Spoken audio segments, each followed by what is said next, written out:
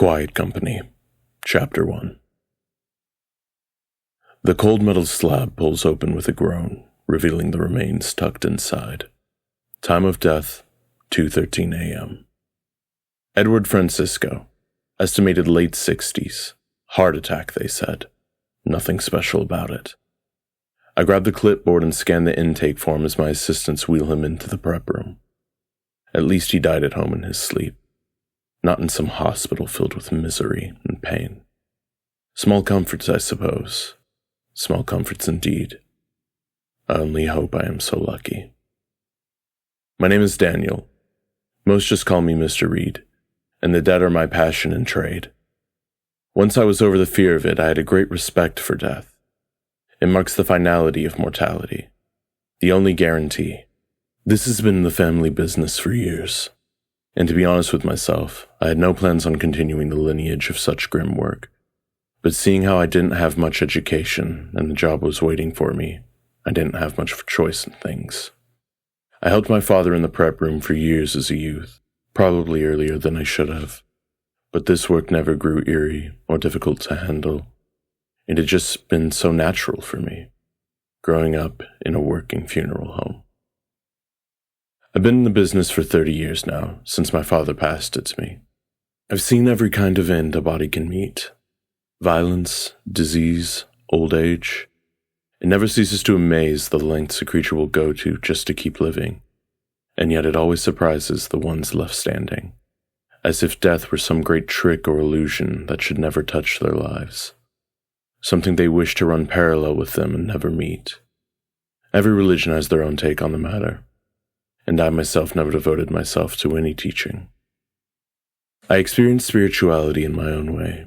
I am just a man of science. Beyond the laws of physics and things I can explain, the universe is pretty black and white from there. I became acquainted with death around the same time most children were learning Santa Claus wasn't real. And like most people, it was a difficult transition to say the least. Believing yourself to be immortal, that illusion is thin, dangerous, and doesn't last long. We all come to the realization eventually, some just earlier than others. It's how we cope with what makes the difference. Example, here I am, elbow deeps in the corpse. You do the math. This is America. We are entitled to our opinion, aren't we? Fools, the whole lot of them. The living, I mean. That's my opinion. Always yelling, crying, fighting over meaningless bullshit that won't matter once the worms have their way. Give me a dozen Edwards over one dinner with my family. At least the dead don't complain or make demands. They just lie there, peaceful, respectful. I like that. Edward, however, won't remain undisturbed for long. Time to make him presentable for his mourners. My assistant set to work removing his clothing and jewelry, cataloging belongings. I check for any medical devices or implants before having him washed and dried. A rub down with cooling gel to delay decomposition. We work efficiently and silently. No small talk or lighthearted jokes. My team understands. We're not here to gawk or gossip. We're here to serve. The few I work with I do appreciate. Like me, they take their job seriously. Once clean, I examine Edward's skull width and abnormalities in the facial features, taking measurements and notes.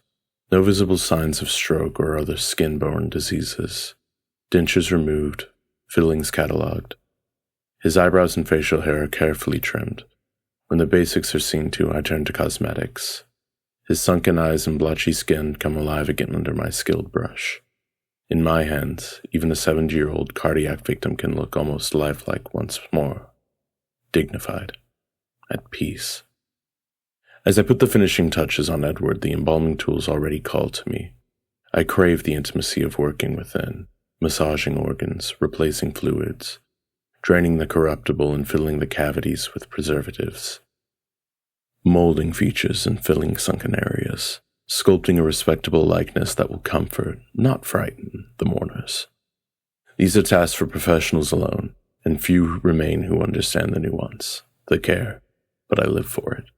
Just then, the phone rings at the front desk. "They're here!" Early, but they're here, my assistant calls back. Perfect timing.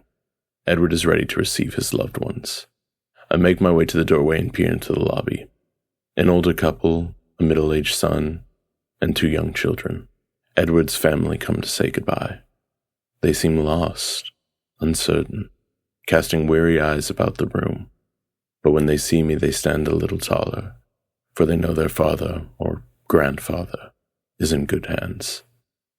I offer a gentle nod and gesture them to follow, leading them to view Edward one last time. They gasp softly at the naturalness of him, at his dignified repose. Tears come, but also smiles, as fond memories are shared in hushed tones. A daughter-in-law comforts the children, shielding them while still allowing view. I see the family's apprehension melt away, replaced by sadness, yes, but also gratitude, relief. They thank me earnestly and head home to grieve, but in a way comforted rather than consumed. All according to plan. This is my average day, and for that I'm grateful. Some families are more stricken with the passing of loved ones. They wail and screech, and I understand their pain. I really do. But it's like being sober in a room full of drunks. I don't share their pain. I understand it, but it's not mine to bear. I've seen soldiers go back to the battlefield in their heads, right in the middle of my parlor. I've listened to the haunted screams of parents unable to grasp saying goodbye to a child. The day went by so fast it felt like it melded together out of a dream.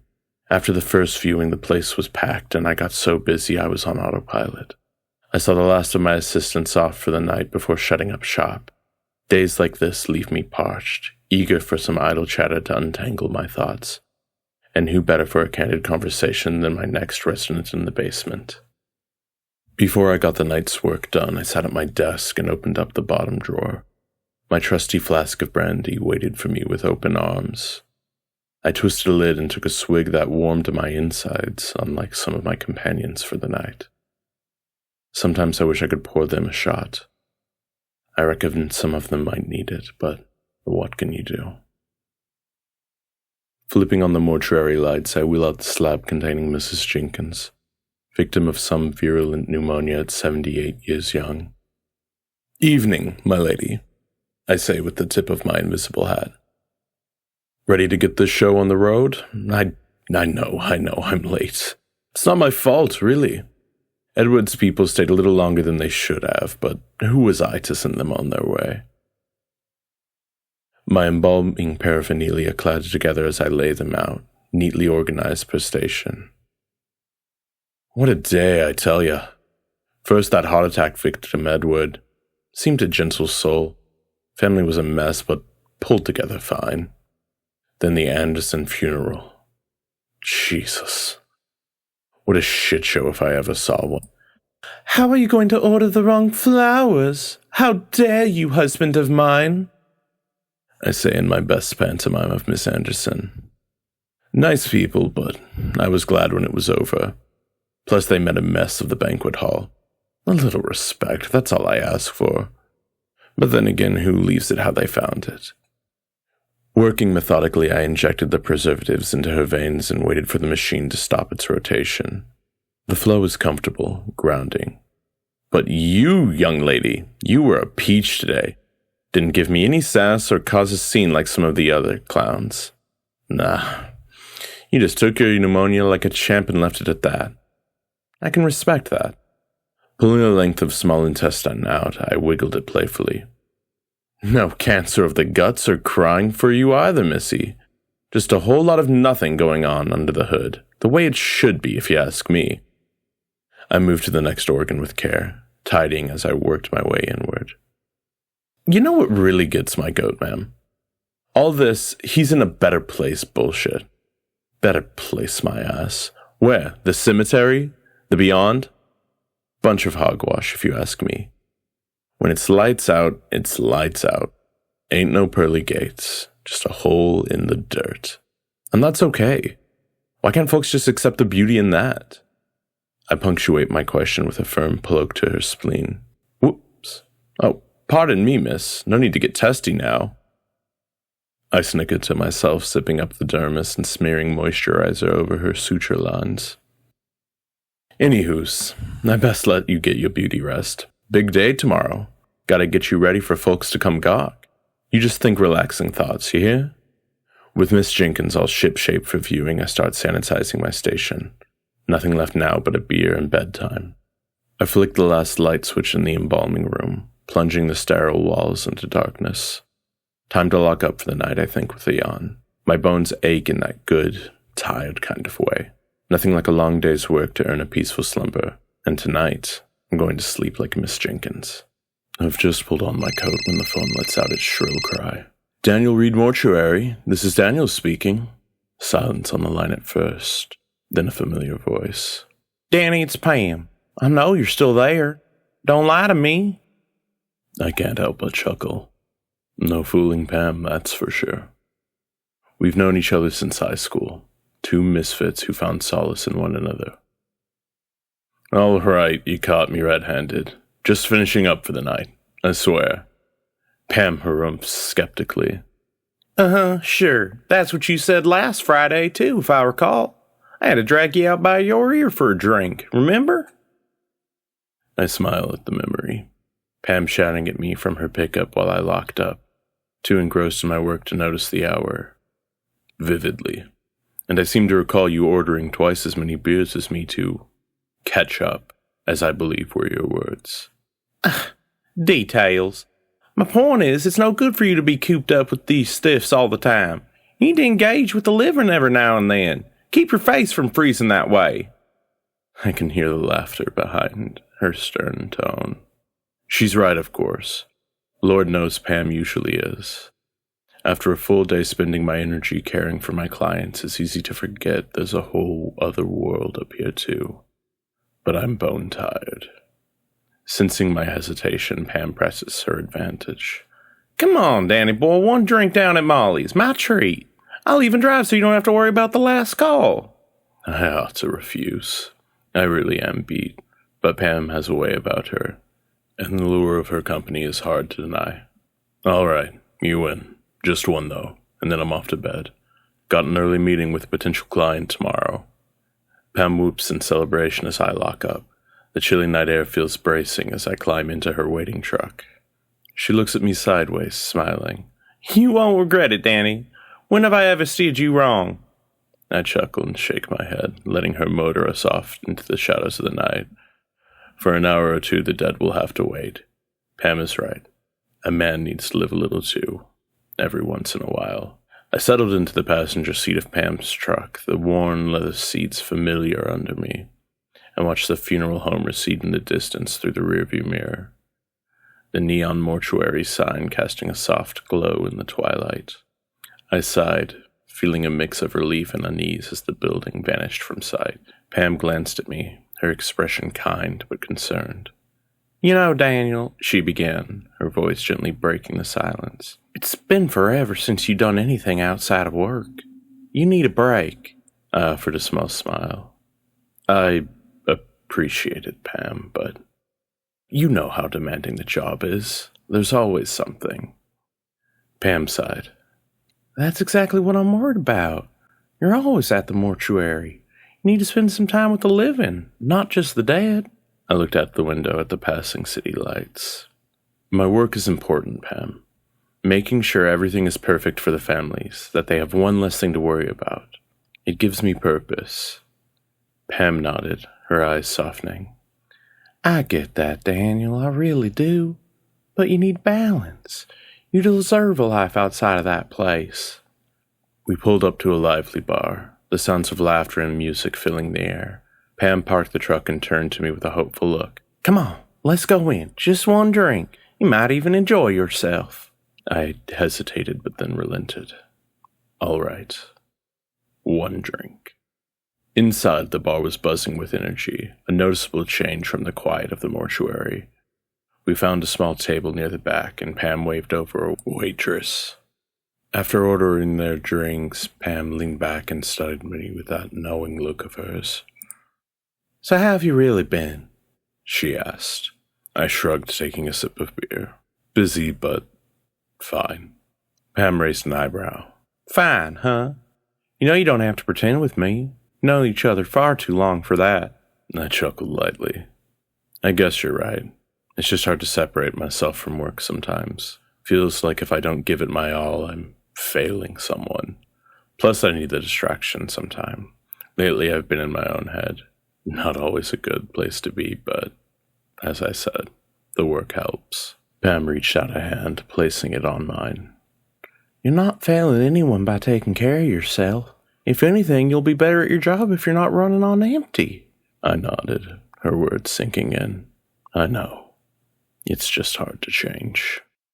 Pam smiled before putting on a serious expression that made me wonder what was on her mind. Speaking of changes, have you seen the news lately? I shook my head. Not really. What's going on? Pam's expression grew serious. There's been a lot of strange cult activity and a rise in crime. City's changing, and the government doesn't seem to be doing much. I frowned. Cult activity? Really? What do you mean? Pam leaned in, her voice quieter. There are reports of weird ceremonies in abandoned buildings. People say it's a new cult, and they're getting more followers every day. And with the crime rates growing up, it feels like things are slipping out of control. I listened, a sense of unease growing. That's troubling. Are the police doing anything? Pam shook her head. Not much. They say they're investigating, but it doesn't feel like they're making progress. It's like they're either overwhelmed or ignoring it. I sighed, leaning back. Hard to believe the city's come to this. I remember when it felt safe. Pam nodded. Me too. That's why we need to look out for each other. We can't rely on the authorities to fix everything. I took another sip of the beer, the weight of the conversation settling over me. You're right. It's just, I don't know what to do. Pam smiled, a determined glint in her eye. We start by being there for each other. Like tonight. Looking out for one another's the first step. As the night wore on, the bar's atmosphere seemed to seep into my bones, loosening the tight grip of my usual worries. The drinks flowed steadily, and the conversation began to drift to lighter topics. Stories from our school days, the latest movies we hadn't had the time to watch, and the quirks of our mutual friends, which were few but wholesome when they were around. Pam laughed, her eyes sparkling in the piss-colored light. Do you remember that time in high school when we tried to sneak into that concert? I chuckled, shaking my head. How could I forget? We got caught before we even made it past the parking lot. And then we had to spend the rest of the night explaining ourselves to the security guards, Pam added, her laugh infectious. I smiled, feeling a warmth that had nothing to do with the alcohol.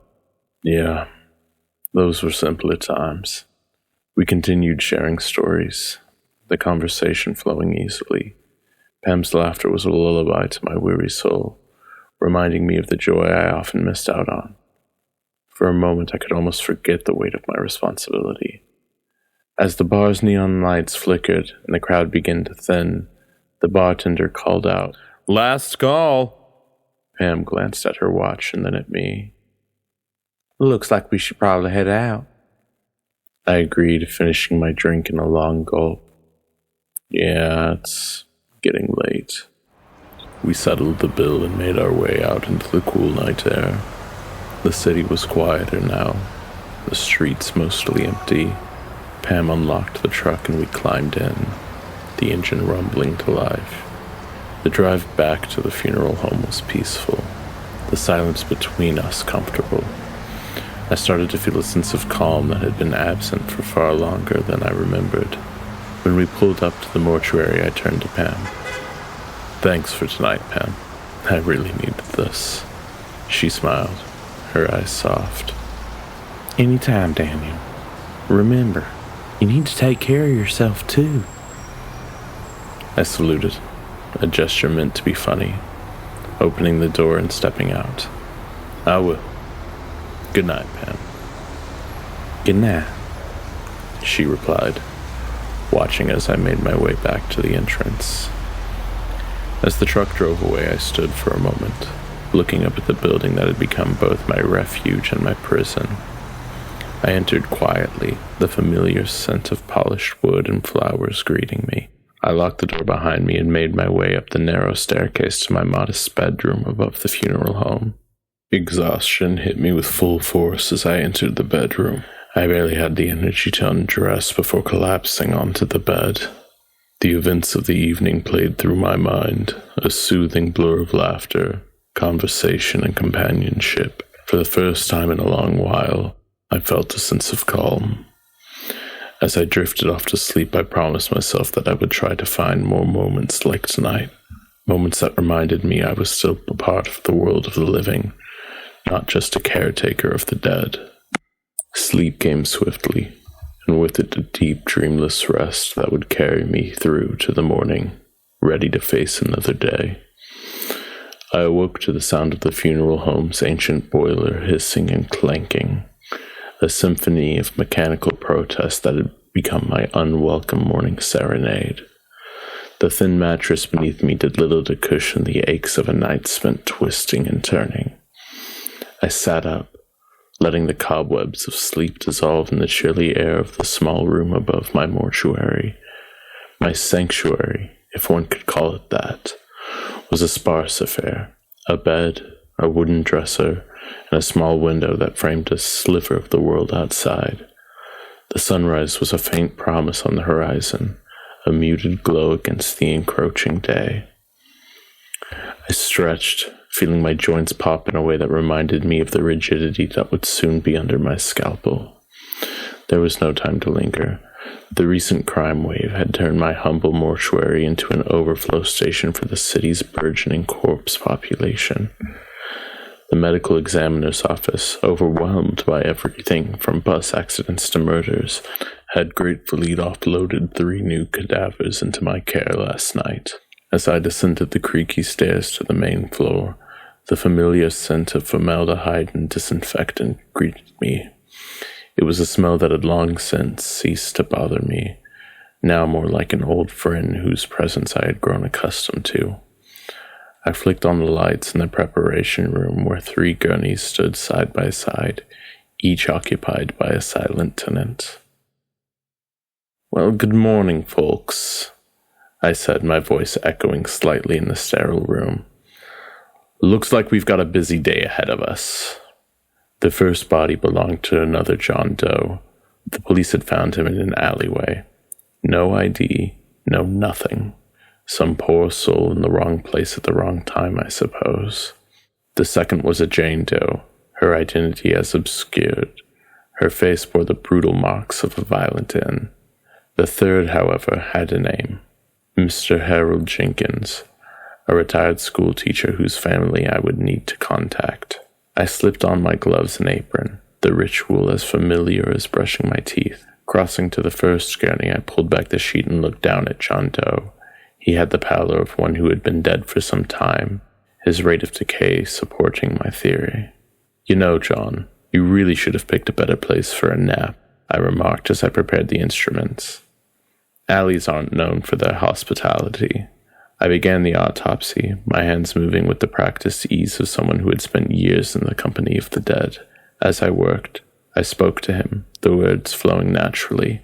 It was a habit I had developed over the years, a way to keep the silence at bay and maintain a semblance of sanity. "I wonder what you were like," I mused aloud. "Maybe a painter? Or perhaps a musician? You have the hands of someone who used them for something delicate." The hours slipped by, filled with the sounds of steel on flesh and the quiet hum of the ventilation system. By the time I finished with John, the sun was fully up, casting long shadows through the small windows high on the wall. I made notes on his file, then moved on to Jane Doe. "Oh, Jane," I said softly, uncovering her battered face. "What happened to you?" Her wounds told a story of anger and pain, a narrative written in bruises and broken bones. I worked carefully, treating her with the dignity denied to her in life. As I stitched it back together, I found myself hoping that whoever had done this to her would be found and brought to justice. "You deserved better," I told her. "I'll make sure you look peaceful for when they find your family." It was past noon when I finally reached Mr. Hart. Unlike the others, his death had been more mundane, a heart attack that had claimed him in his sleep. There was a small comfort in knowing he had not suffered. "Mr. Hart," I said, pulling back the sheet. "I hear you were a teacher. Bet you had some stories to tell." As I began his autopsy, I thought about the family I would need to call. They would be grieving, and I would offer what small comfort I could. I finished my work and cleaned up, and took a moment to breathe. I placed a call that went unanswered to the Hart family, hoping to wrap up that part of the business for the day. And after a few minutes, when I was prepared to move on to other tasks, the phone on my desk rang, its shrill tone slicing through the silence. I picked it up, feeling the coolness of the receiver against my ear. "Reed Mortuary, this is Daniel," I said, my voice steady and professional. "Mr. Reed, this is Jacob Hart. Sorry I missed your call," came the voice on the other end. "I'm calling on behalf of my family regarding Demetrius." "Of course, Mr. Hart," I replied, leaning back in my chair. "I'm here to assist you in any way I can." "Thank you," he said, a sigh of relief evident in his tone.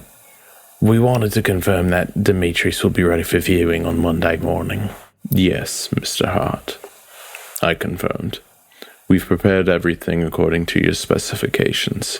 Demetrius will be ready for viewing at 10 a.m. There was a brief pause on the line, a moment of silence that spoke volumes.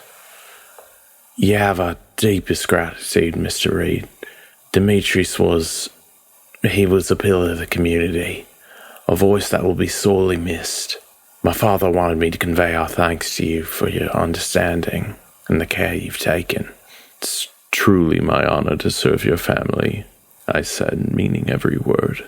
"I take my work very seriously, and it's important to me that your family feels supported during this time. Losing a loved one is never easy. I just hope my work can provide some solace. Again, my condolences. Mr. Hart, he sounded like a good man." "Thank you," Jacob repeated. "We'd like to hold the funeral service at your mortuary as well. You should expect a large turnout. Demetrius was well loved, and many want to pay their respects." "I understand," I replied, picturing the gathering of mourners that would soon fill the chapel. "We'll ensure that everything is in its place to accommodate everyone." Jacob's voice softened, carrying the weight of the family's collective sorrow. "Your kindness means a great deal to us, Mr. Reed. We'll see you Monday." "Thank you, Mr. Hart," I said quietly. "I'll be there." The line went dead, and I placed the receiver back on its cradle, the room once again settling into its hushed, contemplative silence. I looked around, taking in the polished wood, the soft lighting, the certificates that lined the walls. The phone call to the Hart family was a somber affair. With the autopsies done, I turned my attention to the paperwork. The forms seemed endless, each one a reminder of the lives that had ended and the stories that would never be finished. I signed and stamped, filed and sorted, until my eyes blurred and my hand cramped. As the clock on the wall ticked away the minutes, I rubbed my eyes and checked my list once more. My gaze fell upon a name I had overlooked in the chaos of the day. Another John Doe waiting patiently in one of the cooling drawers. A sense of guilt washed over me, but I knew my limits. 10 hours on my feet, slicing, stitching, comforting, and consoling had taken its toll. The dead could wait. They were in no hurry. I made my way back upstairs, my legs protesting with every step. The small room above the mortuary welcomed me with its familiar, albeit sparse, embrace. I set about making something to eat, my mind sifting through the day's events. The refrigerator yielded a modest bounty, some leftover pasta, a few vegetables, and a bottle of wine that had been waiting for an occasion just like this. As the pasta warmed on the stove, I poured myself a generous glass of red wine and took a sip, letting the rich flavors wash away the metallic taste that seemed to linger perpetually at the back of my throat. Once my simple meal was ready, I carried it to the small table by the window. The sky outside was a canvas of deepening blues and purples, the first stars twinkling faintly in the twilight. I ate slowly, savoring each bite, each sip of wine. The wine worked its magic, loosening the knots in my muscles and the tension in my mind. I cleared the table and washed the dishes, the mundane tasks, a welcome reprieve from the weight of the day. As I put away the last plate, I felt a pang of loneliness, the kind that crept in during the quiet hours of the night. I returned to the window, my glass refilled, and watched the stars come out in earnest. The room grew darker, the only light coming from the faint glow of the street lamps below. I leaned against the windowsill, lost in thought. "Funny thing, isn't it?" I said aloud, as if speaking to the universe itself. We spend so much time trying to understand life, but death is the one that leaves us with all the questions. I say one should live life and not dwell on the future until it comes. Some things are inevitable, yet necessary. The universe, as always, remained silent. I finished my wine and set the glass aside, feeling the need for rest tugging at me. But before I could surrender to sleep, there was one more thing I needed to do. I made my way back downstairs, the mortuary now shrouded in shadows. The cooling drawers stood in a neat row. I hesitated for a moment, then opened the drawer that held the last John Doe. The cold air rushed out, a tangible reminder of the barrier between life and death. I pulled the gurney out and looked down at the body covered in a white sheet. "Hello there," I said softly. "Sorry I didn't get you earlier. It's been a long day." I removed the sheet, revealing a face that was both ordinary and unique, like so many others I had seen. There were no obvious signs of trauma, no immediate clues to his story. "Who were you?" I wondered aloud. "What brought you here?"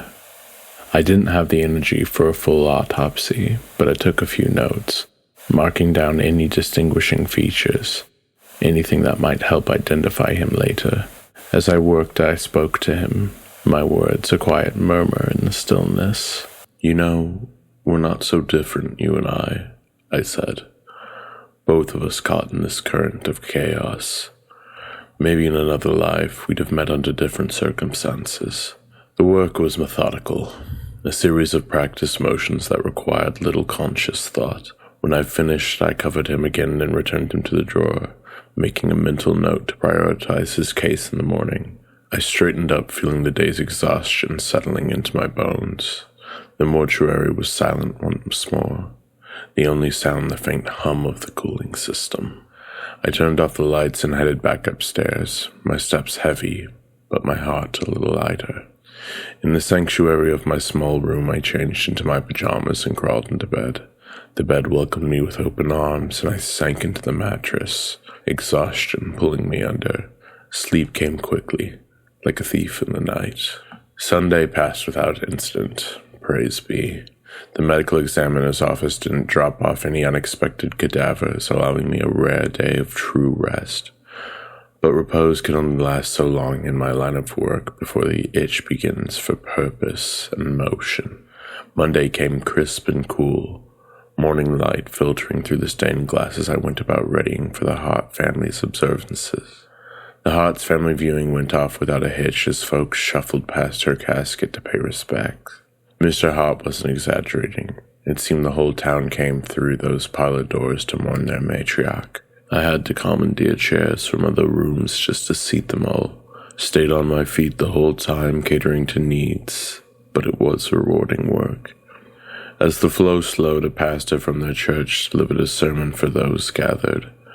His words soothed raw edges left by grief, reminding all of life's eternal nature through legacy and love. Soon the basement took on the atmosphere of a wake, my culinary talents helping dampen misery with fellowship. People shared memories over my spread in hushed but grateful tones. Procession to the cemetery followed. My assistants and I ensured Dimitri's journey went smoothly to his long rest. As grave diggers and mourners dispersed, Dusk fell like a shroud.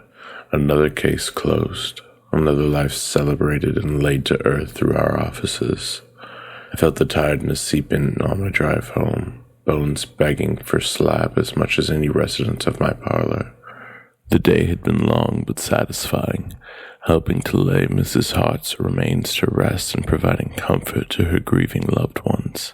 Still, as the evening drew in, a narrow unease followed me home that I couldn't place. My thoughts kept returning to work even as I tried to unwind with a glass of wine and warmed leftovers. With a sigh, I set my glass aside and rubbed my eyes, glancing at the clock. Too early for sleep, but too late to still be dwelling. I took a drive to clear my head before bed. As I pulled up to the funeral home, the uneasy feeling swelled within me. On a hunch, I unlocked the side door and made my way down into the basement morgue. The cold fluorescent lights flickered on with a buzz, harshly illuminating the polished metal and tile room. All was just as we'd left it, orderly and quiet. I strode between the stainless steel tables, pulling back sheets to check each resident laid out with their designated storage areas.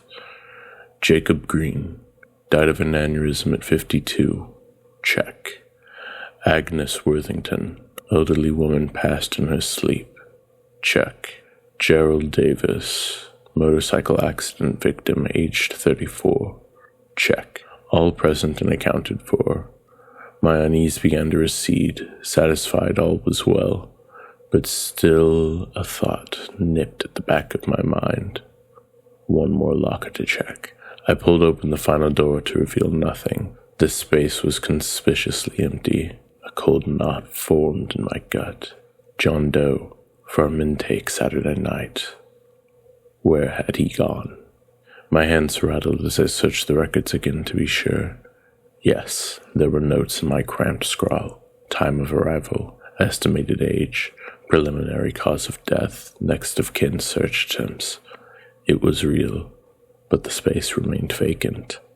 Chewing my lip, I rang Manuel at home, my trusted assistant of 20 years. Manuel, it's Reed. Was there any releases or viewings I'm not aware of over the weekend? A tired sigh came down the line. Mr. Reed, it's near midnight. Everything all right? No, I'm afraid it's not. That John Doe we had in on Saturday, the one no one claimed. Where has he gotten to? A puzzled silence. Saturday? So there were no unclaimed bodies this weekend. We closed up Sunday night with everything as it was.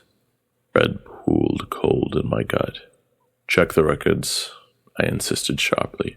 I have clear notes of the man from the intake. He can't have just vanished. Manuel assured me he'd look first thing in the morning, but the files bore no such evidence either, it seemed.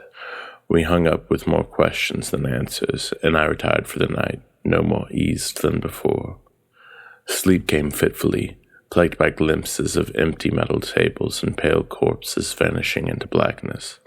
I awoke, bleary and unrested, poring over records, yet finding nothing amiss on paper.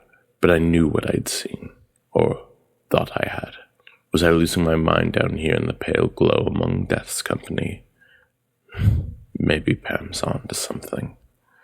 At the funeral home, Manuel had also found no missing bodies or discrepancy in our records. Mr. Reed, are you feeling quite well? He asked gently. It's been a difficult year. Maybe it's time to consider... I cut him off abruptly, storming off to pace the morgue once more. All was orderly, deceased clients intact and undisturbed. No sign anything was out of place. Frustrated, I ran my hands through my hair, notes crumpled in my fist. Had I imagined the entire thing due to stress and fatigue? It seemed impossible, yet the facts mocked me so. A soft knock came at the door. Pam peered around gingerly, taking in my agitated state. I brought you some soup. Thought you could use it. Want to tell me what's got you all in a tizzy? Her calm concern helped soothe my frayed nerves. I recounted the strange events over our meal, the missing record that shouldn't exist. Pam listened without judgment, mulling over possibilities when I'd run out of theories myself. Stress plays tricks, Danny, we all know that. But I've never known you to be fanciful or irresponsible in your work, she said at last. Trust your instincts. If your gut says there was a body, then there was. Maybe it just hasn't made itself known yet what happened. I appreciated her faith, but my own had begun to waver. Her practical view often balanced where mine grew obsessional. Get some rest. I'll stick around and help Manuel go over things with fresh eyes. The familiar routines helped restore order to my rattled mind. By week's end, all seemed to be normal operations. If there had been a mistake, we found no trace of it. I chose to believe Pam. My intuition had simply been clouded, but there were no lingering concerns now. Life went on. Funerals were held, lives celebrated. Days blended into one as always until one crisp autumn afternoon a call came that would change everything. We've got an unidentified floating down at the river point. Could be your missing doe from a few weeks back. Come have a look if you want closure. And so a new chapter began, one that would reveal our stranger had indeed made himself known after all, dragging forth answers and questions I could never imagined. The call offered inexplicable hope, if a grim one. I needed answers, needed to see with my own eyes. Manuel had the afternoon off, so I drove straight to the police station myself. My old friend Officer Brooks met me grimly outside. Danny, what's gone into you these past few weeks? Manuel said you were all in a tizzy over some missing stiff or something. I frowned. So he mentioned that, huh? What else did he say? Brooks glanced aside uneasily. Not much, just said you seemed pretty worked up about it. Didn't make much sense to me till this floater pulled up. He led me back around where a shrouded form lay on a gurney. Be warned, it is not a pretty sight. Heart in my throat, I pulled back the sheet and stopped short. The face staring blindly was not one I recognized at all. This isn't him, I said faintly, clutching the railing for support. Brooks scrutinized me with concern. You doing okay, Danny? No shame in taking a break if the job's getting to you. I knew he meant well, but it rank all the same. With a curt thanks, I departed, wheels spinning. Nothing added up, and the stress was mounting. I informed my staff of an early closure and doubled down, but answers eluded me. By nightfall, I emerged alone and troubled, hoping a shower might rinse away gnawing doubts. Downstairs once more, I stopped dead at the basement door, a faint whimper escaping chapped lips. There on the slab lay my John Doe, as if he'd never disappeared at all.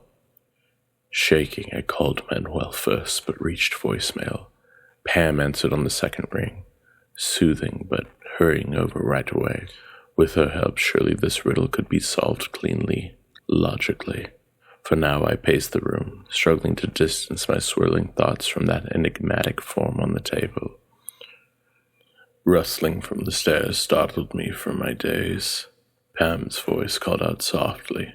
Danny, what on earth is going on down here? I turned slowly to meet her worried gaze, gesturing weakly at the miraculous corpse. Pam could only stare in disbelief at the body on the slab. I couldn't blame her. This strange occurrence had shaken me to my core as well. Still, work remained that could offer answers, or at least some sense of resolution. Pam, I know I'm asking a lot, but would you mind staying just a bit longer? I need to perform the autopsy while it's fresh in my mind. Then I swear I'll close up for good and get some rest. Reluctance was plain on her face, though she tried to hide it. Course, Danny. I'll be upstairs if you need anything. With steady hands, I donned my protective gear and turned on the dictation recorder. This unraveling mystery demanded a thorough, documented examination. The first incision released a swell of putrid gases, and poor Pam retched from the adjacent room. I steeled myself and continued methodically.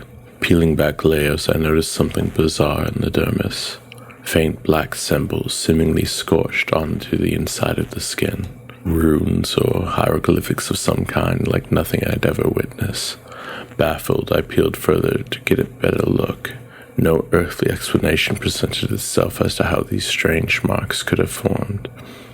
My mind reeled from the implications. Hands trembling, I spoke my findings to the recorder before darkness took me. When I came to, Pam's worried face swam into view above mine. Her mouth moved, but I couldn't make out the words at first. Daniel, oh, thank God. I thought you had a heart attack or something. She offered a hand, and I dragged myself up with her assistance. The body's cold, empty gaze followed me as I swam back to consciousness in Pam's steady arms. Those strange marks seared into my vision. What dark revelation had I uncovered? But one look at Pam's worried face was enough to table such grim thoughts, at least for now. She helped me up firmly. That's it, Danny boy. Just spend the night where I can keep an eye on you. No arguments. Any protest died at her no-nonsense stare, one learned long ago not to trifle with. I draped the sheet over the mysterious resident once more as Pam waited by the door. Her pickup was already running by the time I shrugged into my coat, leaving no room for debate. Instead of our usual watering hole, she took me straight to her apartment, above the garage. Get comfy while I fix us a drink, she ordered, heading to the kitchen. I eased onto the worn futon, body aching in new places. 2 fingers of whiskey each soon appeared, and we drank in grim silence before Pam broke it. All right, out with it. What happened back there? I won't pretend to understand what I saw. One second you were cutting into that body, the next I was lifting yours off the ground. But I had no answer to give. Running shaking hands through graying hair. I've never seen anything like the marks on that man. No explanation for how they could have gotten there. I wish I knew, Pam. I really wish I did. Her probing gaze turned softer. Forget about it now, Danny. You need rest. I think we've had enough shenanigans for the night. She topped us up, voice lowering as sleep tugged at my frayed edges. The futon pulls out. I recommend you don't try to go back to that place tonight. Promise me you'll stay here? I did. I wasn't sure I was ready to head back myself. I needed some time to think, to try to comprehend. I activated my security system before I left. Hopefully that's enough. I couldn't help but to think about those few days. Where did the body go? Better yet, why did it reappear? Too many questions. Not enough whiskey. I poured myself one more as she retired to her room. My mind raced and I thought of turning on the tube. Instead, I stood on the balcony and looked out over the city, finishing my glass. Soon I was horizontal on the futon, dozing. The last thought I remembered was the man's cold expression. All pierced the fog of sleep like an ice pick, jolting me upright. His vague urgency did nothing to quell my roiling guts as I hustled to dress. Pam had already left for the garage by the time I stumbled downstairs, hastily tapping my rideshare. Pulling up, I breathed a small sigh, seeing no plumes of smoke. Manuel, Jess, and Terrence stood stony-faced outside the locked entrance, arms crossed like sentinels. They relaxed fractionally at my approach. No small relief. Manuel spoke low and grave.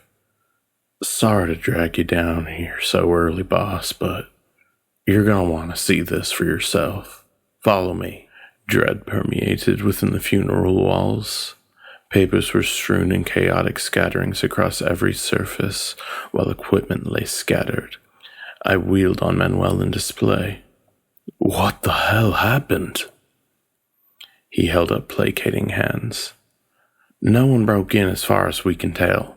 Place was trashed when we got here, but... He led me down to the morgue, where the strange body remained undisturbed on its slab, seemingly the only thing still in its rightful place. The temperature in the room was chilly, despite the August heat. See for yourself, Manuel urged, stepping aside reluctantly. Any ideas what could have caused such a mess with no sign of injury? And more importantly, why was this client alone untouched? Manuel shook his head grimly as the others watched on, as perplexed as I, for now all we could do was set to cleaning the inexplicable devastation, though an ominous unease lingered in each mind like a gathering storm on the horizon. The creeping chaos I found engulfed every corner of my business, seemed determined to suffocate the order I held so dear. Papers were scattered like snowdrifts across the floor, while tools lay abandoned where they fell, each out-of-place item stoking flames of my fraying composure. My crew entered with eyes downcast, no doubt bracing for my ire. "Get out! Go home, all of you, now!" My harsh tone seemed to startle even myself, yet I couldn't soften the blow when my own mind was a cyclone of thoughts. They scattered quicker than the pages at my feet. Alone at last, I fell upon the messes with a vengeance, tearing into it with a broom and a dustpan. Mid-sweep, an imagined whisper, I whirled with my broom brandished as a weapon, but shadows held no substance, leaving me trembling and unsure if I'd heard a sound at all, or merely longed for someone to rage against. The mess inside the funeral home was worse than I had imagined. Papers were strewn everywhere, tools scattered across the floor. It looked like a tornado had hit. I was furious, but yelling wouldn't solve anything. I just had to clean it up. It took hours to sweep up all the paper and return the tools to their proper places. My mind wandered as I worked, trying to figure out how this could have happened without setting off any alarms. Nothing was stolen as far as I could tell. It was like the whole place was tossed just for the hell of it. By the time I finished, the sun had gone down, and my rage had burned out, leaving only exhaustion. Down in the morgue, it was even colder than it should have been. I watched my breath cloud in the air as I walked over to check the thermostat. It read 76 degrees, which didn't make any sense. John Doe was still alone on his slab, hollow eyes staring up at nothing as usual, giving me no answers. I was tired of it all, but I had one last task to do. Taking a deep breath, I began the autopsy like I had done thousands of times before. But tonight, it felt more like a chore than a life's work. All I wanted was for it to be over so I could get out of here. My hands moved on autopilot, reopening the Y incision and peeling back layers of skin and muscle. I weighed the organs, took samples, made my notes, going through the familiar motions while my mind drifted elsewhere. At long last, I had sewn him back up and covered the body with a sheet. It was done. Without bothering to lock up properly, I left the funeral home behind and walked out into the pouring rain. The local bar was my destination. I needed a drink, or 5, to drown out the day, and maybe find some peace amidst the noise and other people. Molly's was hopping as usual on a Friday night. I squeezed into a tiny space at the crowded bar and ordered whiskey, downing half of it in one go. The warm buzz started to take the edge off as I nursed my second drink. No one bothered me about my bad mood. They all knew better than to pry when I had that look on my face. I sat in silence, watching the chaos unfold around me until the alcohol wiped my mind blissfully blank. By last call, I could barely keep my eyes open. The bartender helped me stumble out into the night, now devoid of rain, but still thick with dampness.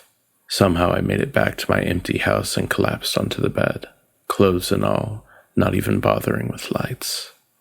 I thrashed awake, grasping as the fading echoes of a scream still clawing its way up my throat. My heart pounded as I scanned the shadows for what had torn me from fitful dreams. Something felt wrong, a sense of rot on the air where none should be. Unease drove me from sweat-drenched sheets, bare feet padding down creaking stairs like a man possessed. The morgue's heavy steel doors glimmered sinister in the dark, but frost now traced erotic tendrils across their surface, an invasion of the natural order. My shaking hands punched in the code, throwing open the portal with an agonized shriek.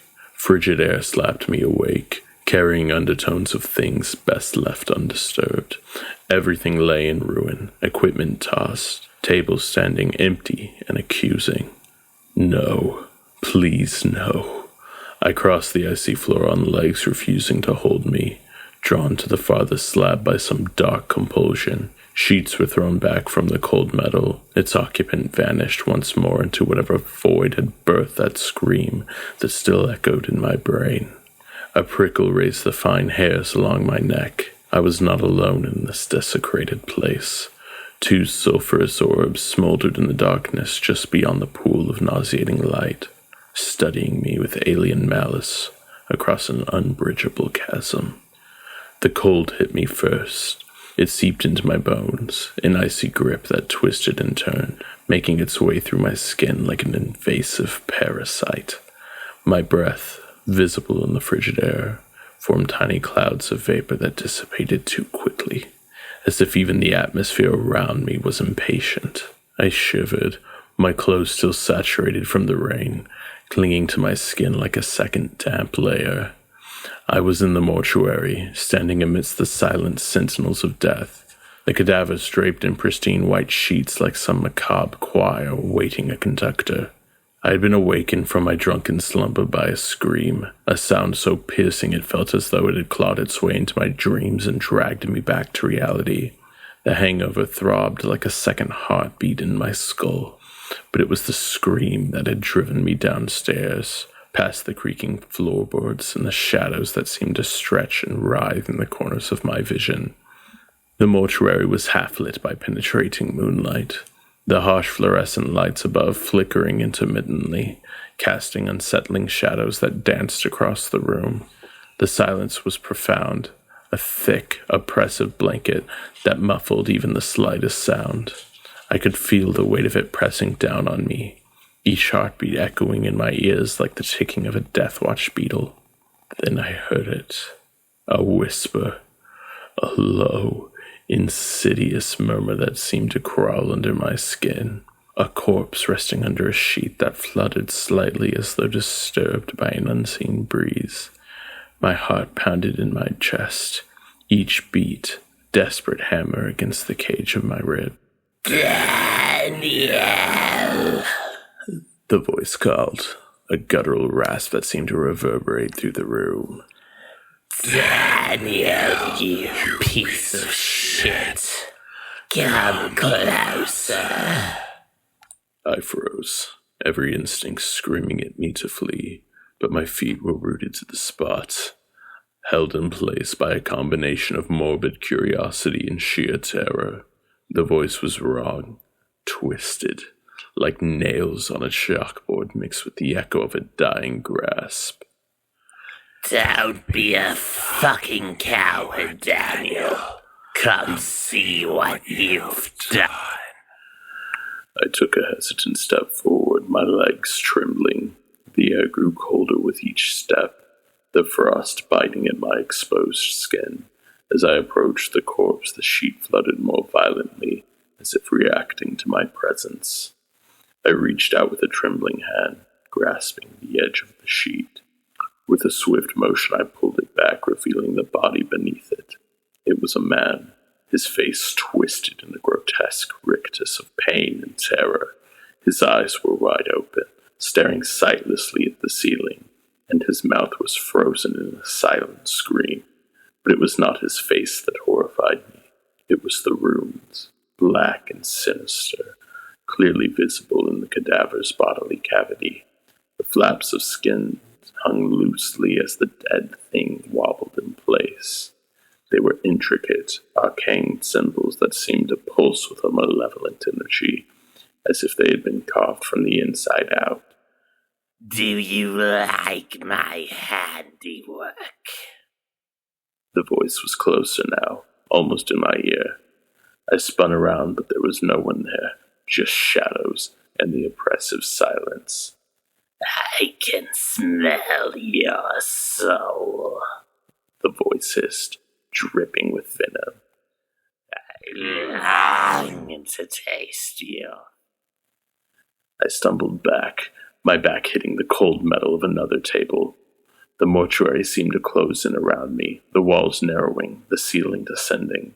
The shadows grew darker, more sinister, twisting into shapes that seemed almost human, almost familiar.